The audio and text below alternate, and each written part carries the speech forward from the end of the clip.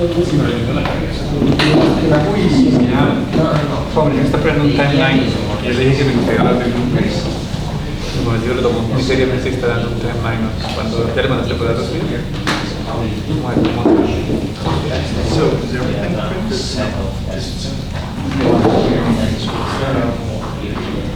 I only had more fractals and the rest when you're going by the section maybe.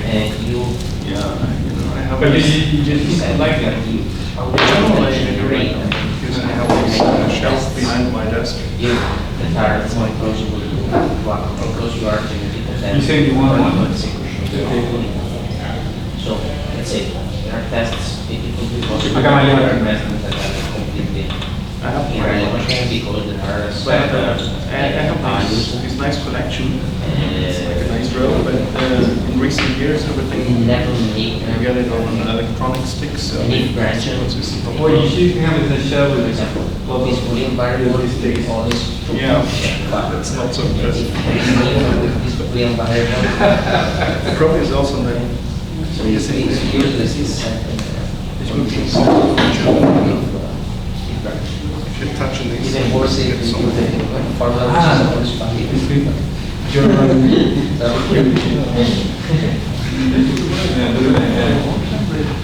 We don't, by the way, we do not make volleyball here. Yeah. It's impossible.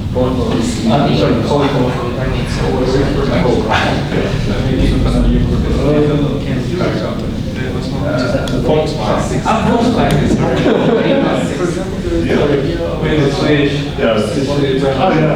was all like, I was so disappointed.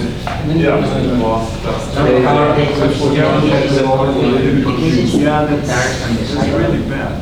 In those things, it's not those cases. But it's not much. So they give us something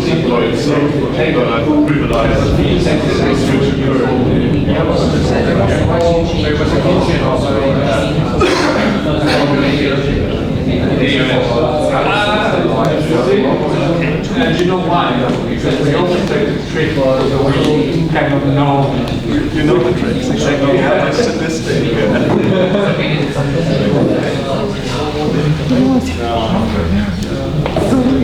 I managed to open the next procedure. Okay, so let's continue.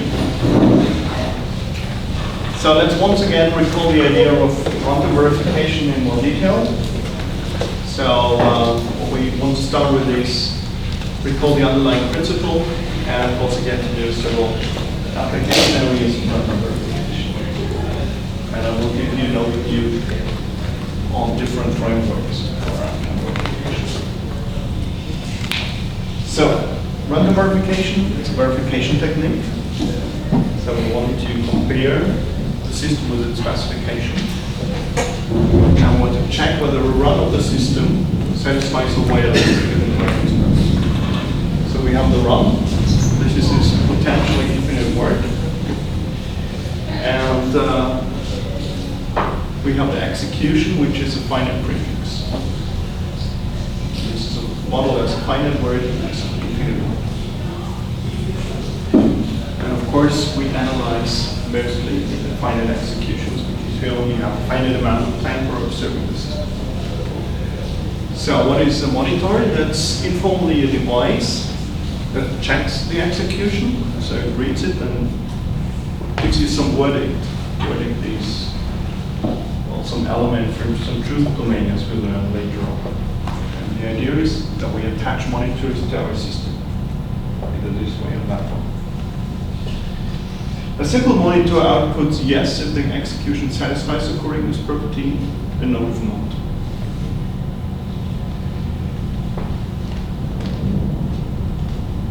And most of the time we will study monitors outputting also something else.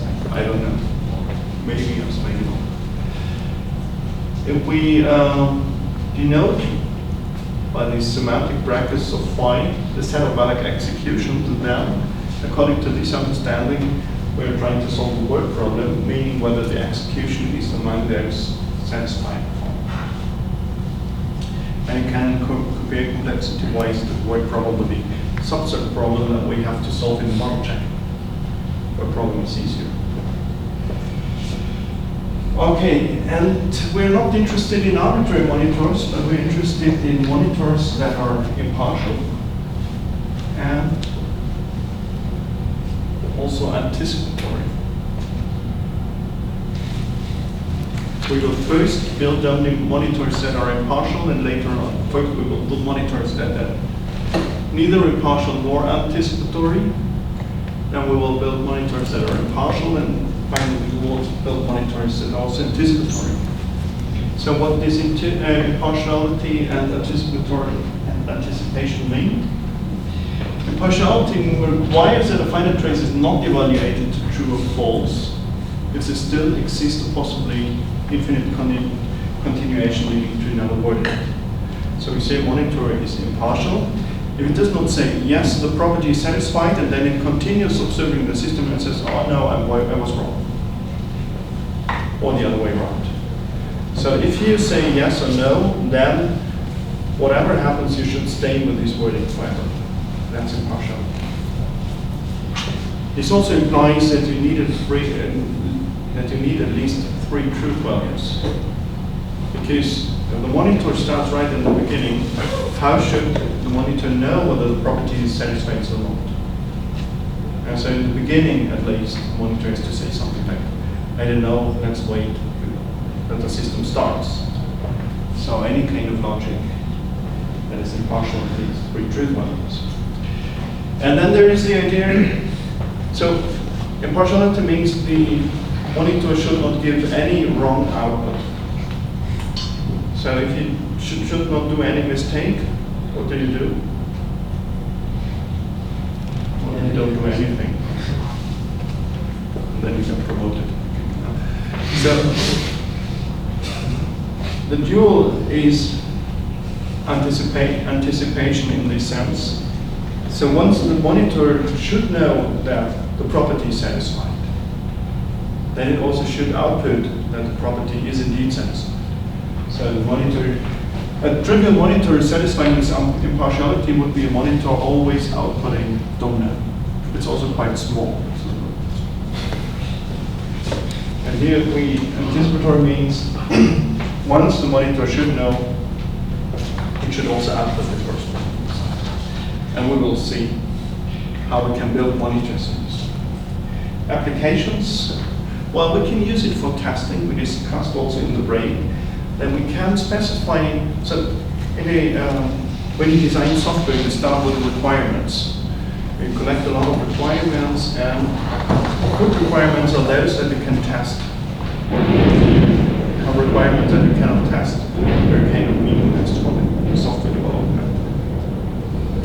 And one way to make sure that you can test requirements is at least to formalize them. So when you collect requirements, for every requirement you can write down a property reflecting this requirement. And then later on you can build monitors for that, and then attach the monitors to your program, and then you run the program through the testing phase. You can derive many test cases covering a lot of your code, and then run the system, and the monitors will check whether the requirements are satisfied. That's one way to use runtime verification. Another way is what we call runtime reflection, and it basically builds on a typical architecture for building reliable software systems, which is pattern like FDAR. So you detect failures, you identify failures, and then you reconfigure your system. Here we have an application. We add a logging layer to the system so that you get information out of the system. This logging information is fed into the monitors. You have many monitors distributed over your system in the whole application. And once a monitor reports a problem, you check with a combination of monitors where has the error occurred, and then you can use diagnosis techniques to find out what the fault component is, and you might take some mitigation action to influence the system in a way that it works correctly, or at least continues to work in the same way. Yeah, for example, if you have an anti-braking system in your car, then you have different sensors that the car is measuring something, and what a typical way to mitigate your system is that if you encounter some bug in the whole anti-braking system, then you just switch it off. Then you can still brake, you can still stop your car, but this anti-braking system doesn't support some kind of extra functionality. But it's better to switch off the system rather than it, by some kind of problem, suddenly starts to brake automatically when you're on the highway.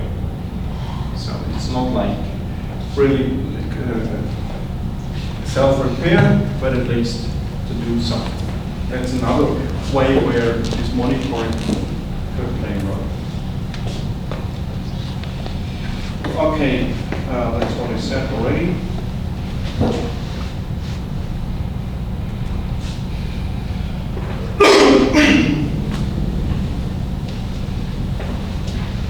So these are different application things.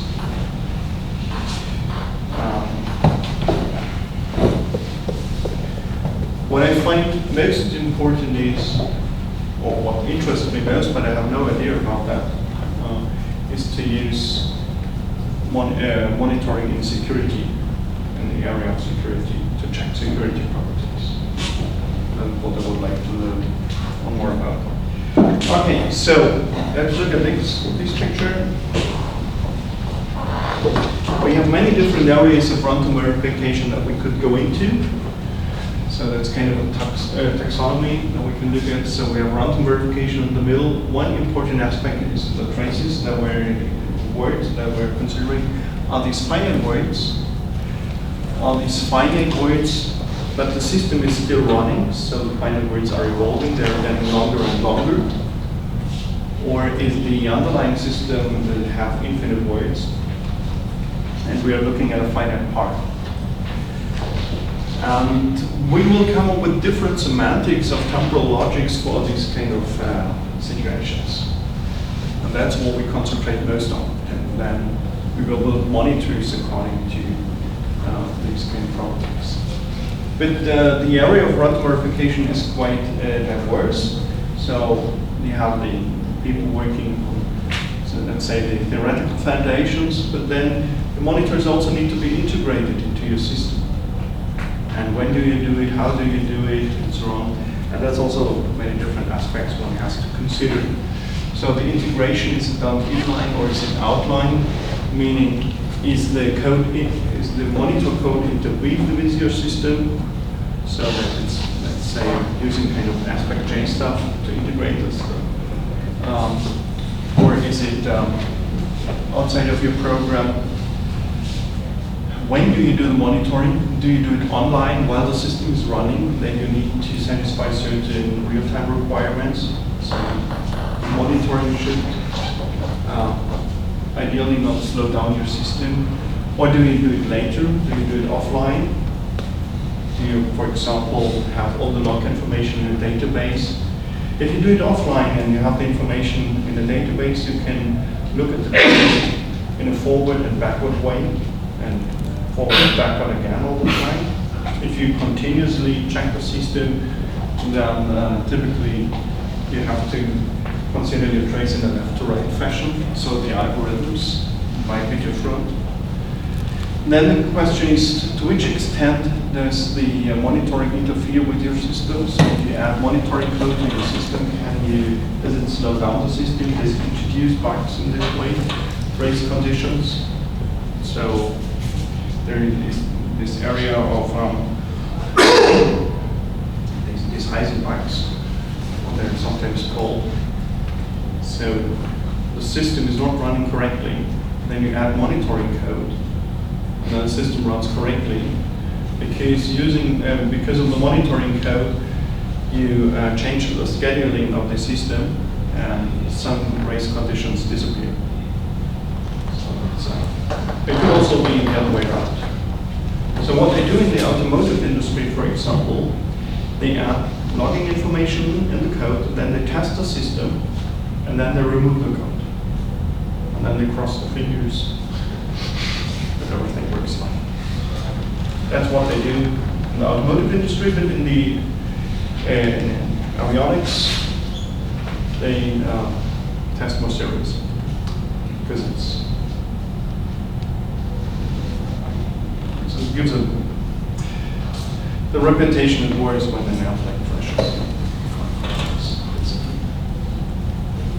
And another way is, do we just want to? So with the interference, ideally the monitoring would be non-invasive. And we are working on techniques for non-invasive monitoring.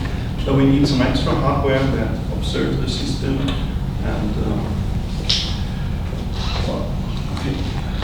steering. Do we just want to observe the system, check for bugs, or do we want to change the behavior of the system once we have observed the bug? What are these two same columns?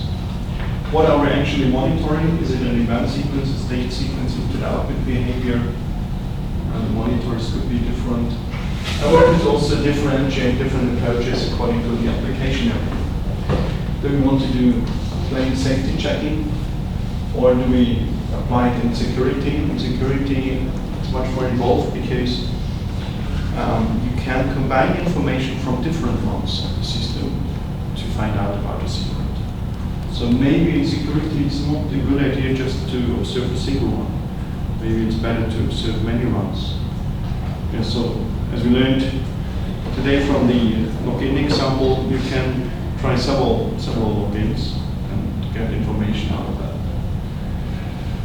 You can just use run verification also for building statistics about the program, or you can use it for performance evaluation depending on what kind of monitors you're using. Another one of these charts is so how actually get we information out of the system. There are different approaches here as well. You can use dedicated tracing monitoring hardware. That is when we want to achieve a low level of invasiveness. We use extra hardware. Most approaches work with instrumentation, either source code instrumentation, bytecoded instrumentation on the Java bytecode level or on the binary code level. You could also use logging APIs when you look, for example, at the Linux kernel. They send a lot of, the Linux kernel sends a lot of log information. So if you look at varlog, subdirectories, a lot of log information is stored there. Or you could use dedicated tracing tools like strace or etc. and get information. We won't cover this part in the course. And then there is a bunch of different tools. Do I miss some? So if your favorite tool is missing here, send me an email and I will add it here. So with Java, here's Mod, which is one of the most famous ones, I would say. There's Mac, Lola, Temple of Rover, that's one of the first tools, I would say, by Doran Brozinski. And there's Ruler and Logscope. Eagle is missing, right? Trace Contract is here. Trace Contract. Then there's JLo, which is also quite a cool tool, Lava.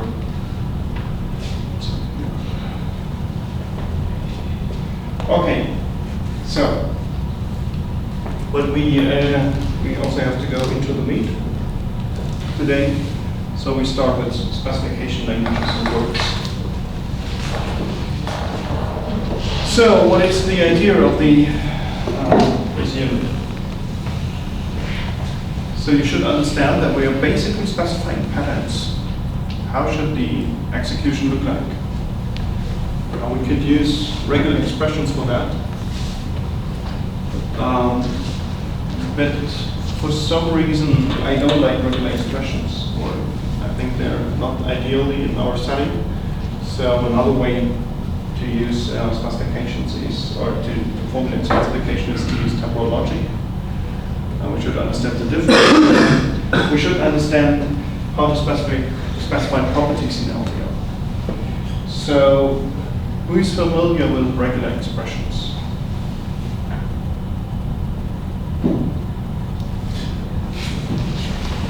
So then we skip that. So first of all, what we should understand, I should have used English. Okay. So we're looking at the execution of a system. So run of the system is this infinite thing, the execution is a finite prefix, and we want to describe the execution in a discrete way.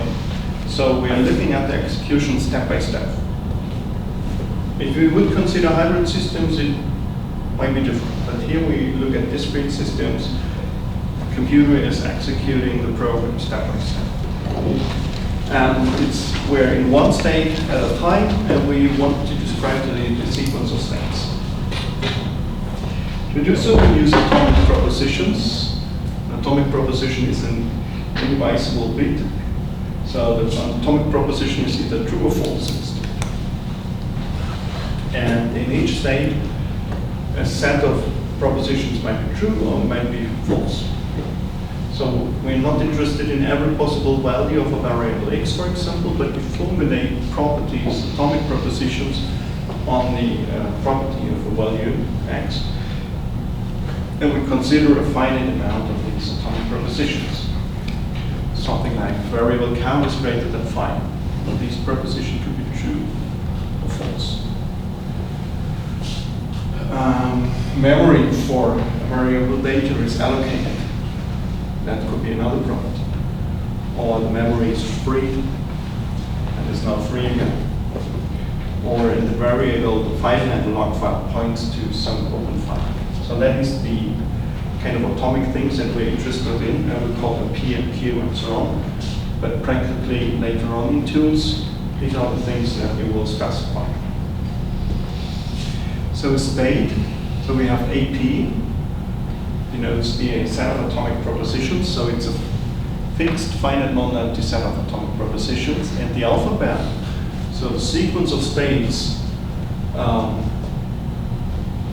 is over the alphabet the power set of AP. So in every state, a subset of the atomic states is true, and all the ones that are not in the set, they are false. So the state is an element of this one, and executions are linear paths. So the execution is a path, and we want to specify the shape of this path. So we want to specify languages of the paths that we consider to be the correct ones. Just to recall notation with sigma star, we mean a set of finite words over the alphabet sigma, sigma n, all words of length n, sigma less or equal than n, always sigma star of length at most n, greater n, sigma plus. All the finite words except the empty word, sigma omega are all infinite words over sigma, and sigma infinity, the union of them. So an execution of words, state can be seen as an element, and now run is an infinite word, and an execution is a finite prefix. So what verification is about if the execution is in this language. So we could use regular expressions, and let's get this definition of regular expressions.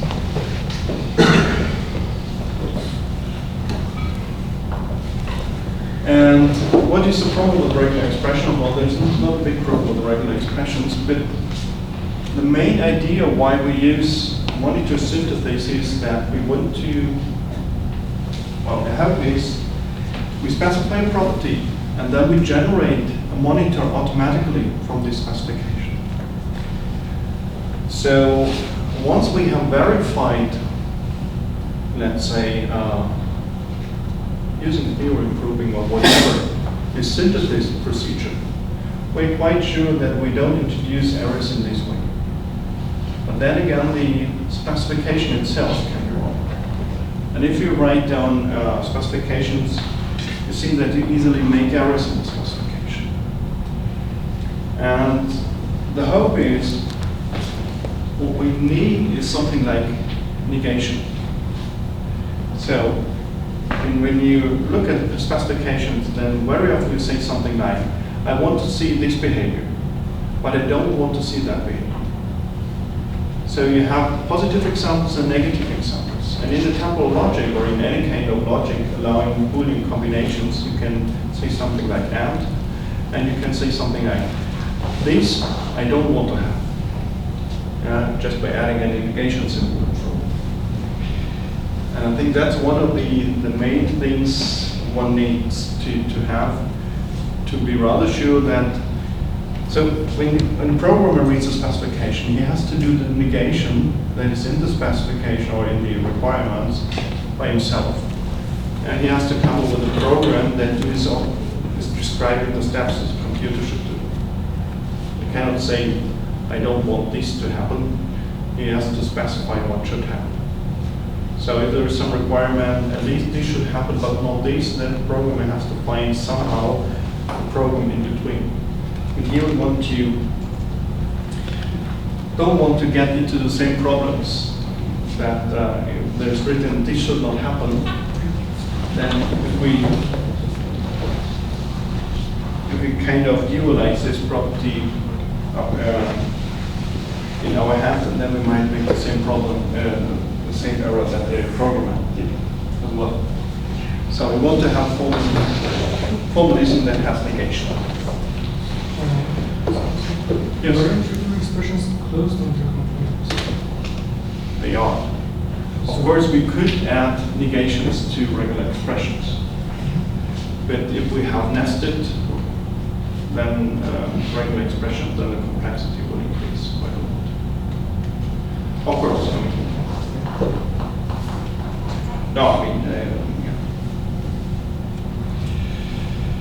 But for some reason, traditionally, we look at linear temporal logic. Well, this is not the same expressive power also. Yeah. So LTL would be first of the logic, while the regular expression would be monadic, so yes. Sorry. Indeed, you could use Starfree expressions that you don't like because of the explication. The good thing with LTL is that the negation doesn't hurt. You go down to the beats without increasing.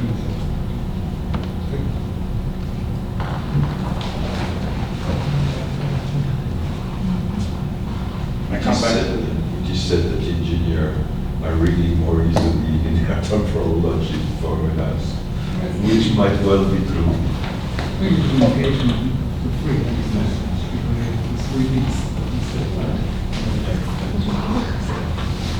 So, my personal opinion is that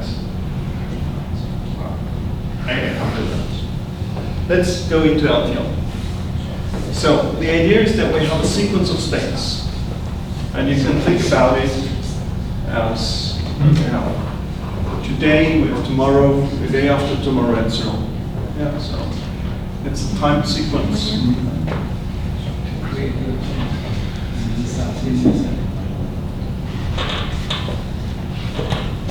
So today is something like a state, and we formulate properties about the states. And if we don't say anything about the time, then we talk about today. So if we say some x should be greater than 5, then the idea is, well, in this state, x should be greater than 5. So we use propositional logic. We use formulations over the atomic propositions to reason about a single state, like today.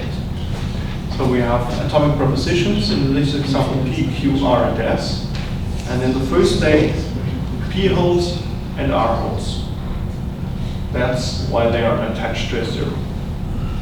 Meaning Q does not hold and S does not hold. So the convention is all the atomic propositions that we add, that we wrote next to the state, that are the ones that hold in the state. And then we can define the semantics of such a run by looking at the first position. We have formulas like true, atomic proposition, not Q, and so on. So we can check, okay, this state satisfied true. Well, true is always satisfied. That's our convention. P holds.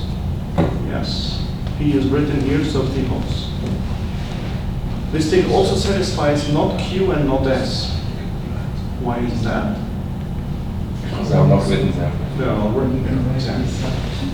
So the state does not satisfy false because nothing satisfies false. False is false. It satisfies P and R or Q. Okay, this is misleading because the question is how do we take the brackets? Let's put the brackets that way, then it works. So what word? That also works this way. Okay. Good. So one rule, never always write brackets. And it does not satisfy Q, because Q is not satisfied. Okay. So the convention is the atomic proposition, the Boolean combination of atomic proposition that we write down is checked in the first step. And the difference now between propositional logic that you know all from primary school is that we now add operators to talk about the subsequent states. One would be, for example, like this next operator. Rather than if you write next phi, you don't check it in the current position, you check it in the next position.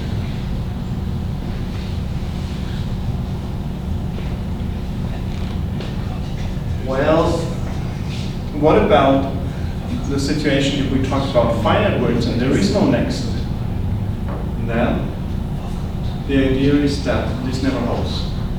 So formally you should read it, there is a next state and the next state satisfies phi. If there is no next state, you violate it. Okay. We have the dual operator, with next. It's basically the same. You also talk about the next position. But if there is no position in the end, then it's fine. So what is the dual of exist? The dual of exist is for all. So for all positions following the current positions, phi should hold, which in a linear sequence could be either one or none. And if there is none, it's trivially fulfilled, so don't have to exist. Other typical operators that we have in LTL, which we don't have to include formally, but let's deal with the examples anyway, because they're quite typically is something like globally. So with the next operator, we only can talk about the next position. If you now next operators 5 times, you can talk about 5 positions in advance. But you cannot talk about arbitrary long parts. So we need some other operators, like globally. Globally means in every position. Globally phi, you check in every position. Finally, like at some point. So there is one position from which on phi holds you're happy. And you don't limit the number. And then there is until, which is somehow both. Phi until psi means there is a position that from which on psi is satisfied. And up to this moment, phi is satisfied. Phi until psi. If there is no state satisfying psi, the formula is not satisfied. There has to be a position satisfying psi, and up to that moment, phi should hold. And then there is a release operator, and there is a description for the release operator here, which is understandable. we can understand that phi releases psi. It means psi has to hold. But once you see phi as well, psi no longer has to hold. Phi, once you see phi, it releases psi being true. If you don't see phi at all, but you see psi forever, that's also fine. And if you look at the definition, and that's the more interesting stuff, it's the dual of the atom. Well, we will see that more here. Okay, so the execution of the system is a word. We have the atomic propositions that are the atomic parts for describing which are the interesting elements. We consider as alphabet the power set of the atomic propositions. The correctness property defines a language describing the valid executions. We could use regular expressions, so we could use linear temporal logic. Some kind of Boolean combination of propositions seems to be reasonable to specify properties more easily. I think we managed that as well. So we talk about LTL in more detail. So again, we have the finite paths, and we want to specify correctness properties in LTL. And we had the discussion before, why not use regular expressions? Well, the nesting, if you use arbitrary nesting of negations and so on, that's not nice, complexity-wise. What I would suggest you should use regular linear temporal logic. It's a combination of regular expressions and LTL. So it's satisfiability problem is also p-space, or the emptiness problem for the first one. Universality problem. So it has the same features as LTL, but it's fully expressive with respect to video automata. Okay, so what is LTL? We had examples before, so that's a syntax. We have true, we have atomic propositions, we have disjunction, we have next, we have the until. If we want, we can also add the finally. Finally is not really necessary, but anyway, let's keep it. Then for every operator, we also have the dual operators like false, not p, conjunction, weak next, release, globally. And we also add negation here. It's a little bit redundant. Why is that? So sometimes you want to have formulas in negation normal form, meaning we only want to have negation in front of the atomic propositions. Then we implicitly stick to this fragment. Sometimes we want to have a positive form together with negation. So this is a reasonable, well, redundant set that covers all the different aspects that we're interested in. We could define precedences of operators formally. We don't do it for this course. We will use brackets. Easier. Then also the question has come before, is LTL something that engineers could use? I don't think so. So in some sense, we should understand the temporal logics as kind of atomic assembly languages. Because if you want to build an automaton construction for a temporal logic, then it's not easy to do for a language that has a lot of syntactic sugarments. But here we have a small number of temporal operators, and we can handle them in a rigorous way in building constructions. And then we can add a lot of syntactic sugar to a language that compiles that to temporal logic. We have one attempt in this direction. We call it SALT. It's a more or less high-level language, where we claim that it's easier to specify interesting properties, and we have a compiler compiling it down to LTL. But I think, not from the theory guys, but for the people taking formal methods seriously, I think more work has to be spent also in this direction to make all the techniques more applicable, and not only applicable to theoretical guys. We have 7 minutes. I think we can handle at least the FLTLs. So, excuse me. Yeah. I have a question. I know some groups in verification that are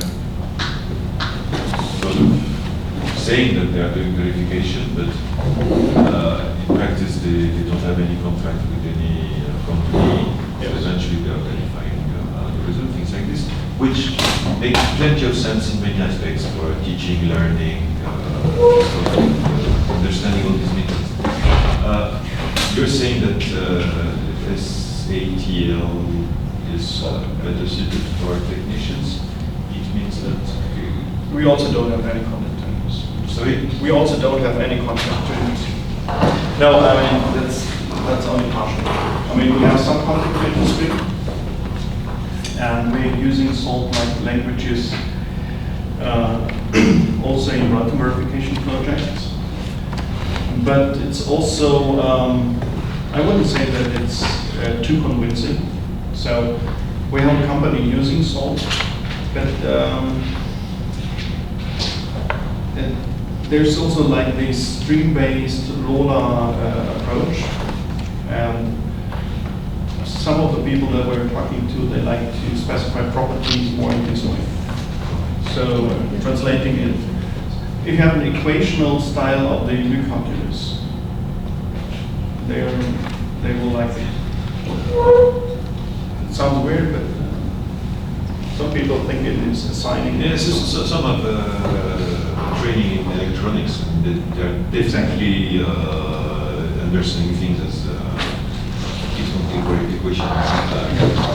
Exactly, yeah. There was an electronics guy. Yeah. Yes, before, does it make sense to use past operators? I mean, the analogous to operators, previous, sometime in the past. So in Salt we have past operators as well. Technically, you don't need past operators because you can translate them to the future.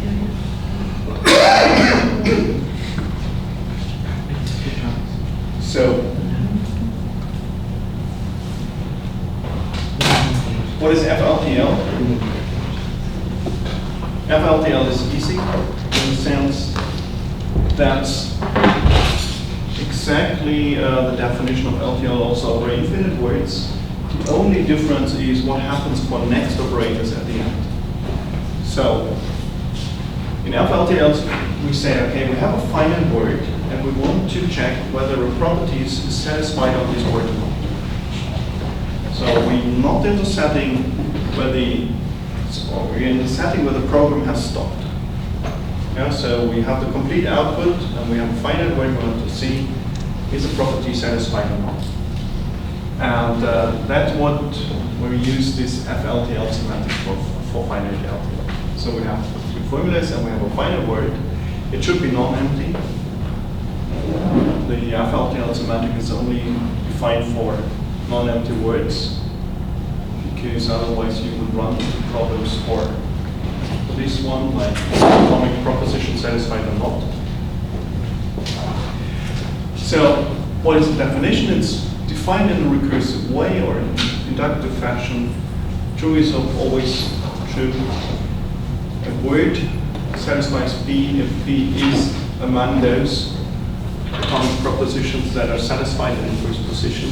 Not P is not satisfied if P is not among those. Negation as usual. Disjunction. If W satisfies phi or W satisfies psi, then it satisfies phi or psi. Dually with a conjunction. The interesting stuff is, in some sense, the next operator. If the strong next operator, we say, well, the word has to be greater than 1. So we have to have at least 2 letters. And when we have at least 2 letters, then phi should additionally follow. And the dual, for the weak next operator, if we are at the end of the position, everything is fine. If not, we have to check.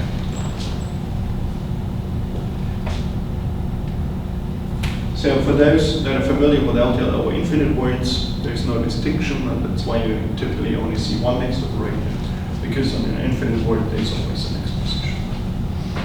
So what is the until? Find as a psi satisfied by word W if there exists a position from which on psi is satisfied, and for all intermediate positions phi is satisfied. And what for the release?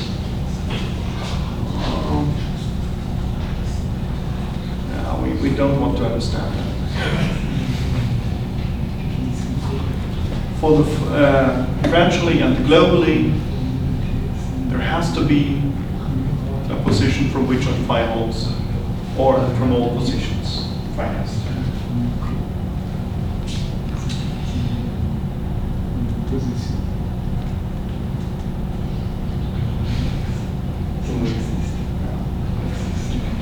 Let's do that. Some examples finally and globally. We consider words over this alphabet with 2 atomic prepositions, P and Q. P holds in the first position, nothing holds in the second. Q holds in the third position, so it satisfies FQ, because at some point Q holds. It also satisfies this word satisfies GQ, globally Q, because Q is satisfied at every position. This word satisfies globally finally Q. It's always the case that at some point later on Q holds. We have Q here, so it's fine. In over infinite words, this means infinitely often Q holds. For the finite words, the mean is true. And here there's, from some point on, Q holds globally. Martin? Yeah. I mean, that logic would make sense if, would it make sense if you had a formula like the previous logic that could tell you whether a word is empty, right? Yes. So otherwise you could reduce one into another, right? Yes, so there's one. No, there is no way to, in the logic in LTL, to tell that, to rule out the models that represent empty sequences, right? No, you cannot specify that in the formula. You have to have it as an extra requirement here. Not the next 2. Yeah, I'll figure the next, the strong next. Next true. Not the next 2 would specify the empty word.